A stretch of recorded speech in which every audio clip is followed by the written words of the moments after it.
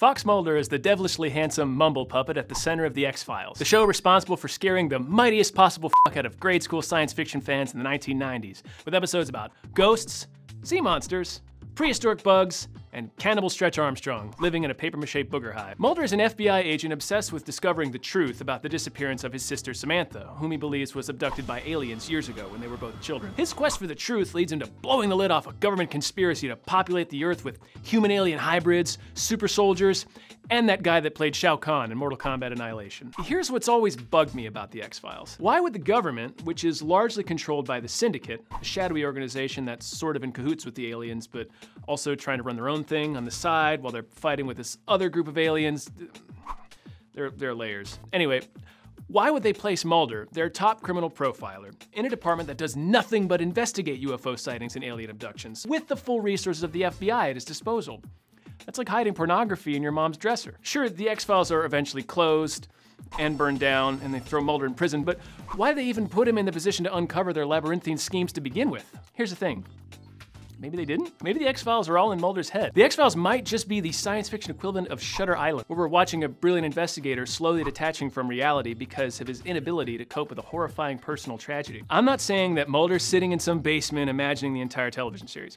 That would be dumb. I'm suggesting that the show might be employing the classic storytelling device of the unreliable narrator. We're seeing Mulder's altered perspective of the people and events unfolding around him, but his version isn't completely truthful. And it all starts with the abduction of his sister. Mulder's little sister Samantha was kidnapped from his family's home back when they were both kids. In his accounts of the abduction, he says that he was immobilized by a blinding light and that he felt another presence in the room as she was taken. He ultimately reasons that she was taken by aliens, the kind, not the kind, and that the aliens had frozen him in place with some kind of child-stealing technology. Well, I have no doubt that 12-year-old Mulder found himself unable to move as his sister was carried off in the night.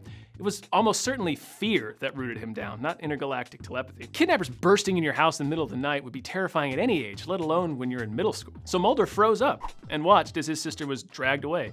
He blames himself for being unable to stop it. Pinning the crime on superpowered aliens is just how he rationalizes it, to spare himself the guilt and shame of having failed to save her. Flash forward to Mulder as an adult, and he's obsessed with the supernatural. He has a reputation in the FBI for being a big weirdo. His actual nickname is Spooky. Traditionally, the only people nicknamed Spooky are log flume operators and guys who own carpeted vans without any license plates on them. He never grew out of his childhood fears. That's why he's always running into ghosts and werewolves and shit.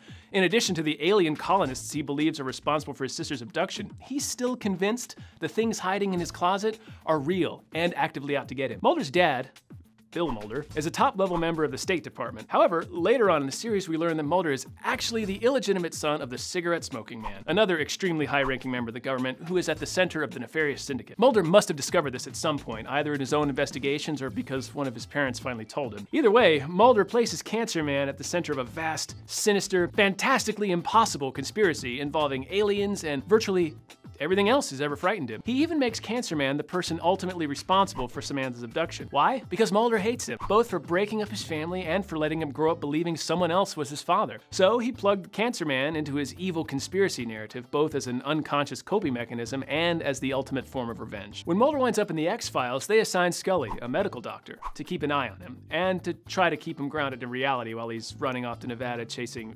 griffins or whatever he's looking for. Scully isn't a psychotherapist, but she's definitely keeping a medical eye on Mulder's tin-whistling lunacy. She's his doctor, not his partner, just like Mark Ruffalo in Shutter Island. Later on, Mulder gets a different partner, Krychek, who, following the logic of this theory, is probably also a doctor. But Mulder doesn't like him, so big surprise, Krychek turns out to be working for the Syndicate as a duplicitous henchman of Mulder's villainous father, the cigarette-smoking man. However, Mulder seems to know deep down that Krychek was really there to help him, because after Krychek dies, spoilers, his ghost comes back to get Mulder out of a few jams. Whether or not Krychek actually died or was simply reassigned because Mulder hated him so much is anyone's guess. Also, we rarely, if ever, see anyone actually handing Mulder his X-Files assignments. We'll see a cold open wherein someone is eaten by a werewolf, then the show's title sequence, and then Mulder pulling up to the sheriff's office saying, "Heard you guys have a werewolf." He just sort of appears, inserting himself in the middle of these supernatural mysteries, oftentimes in situations where no federal crime has been committed. Those aren't real cases. That's just Mulder scouring the internet for odd news stories and then showing up to blame them on space ghosts because he has had a complete break from reality. The FBI won't fire him because he's one of the best profilers they've ever had, and because his two dads are government royalty. They just send Scully along with him to make sure he doesn't shoot anyone.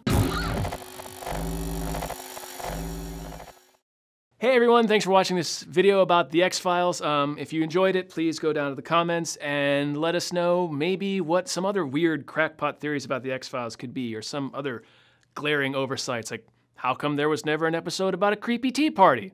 That's scary. What about skeletons? Huh? Skeletons.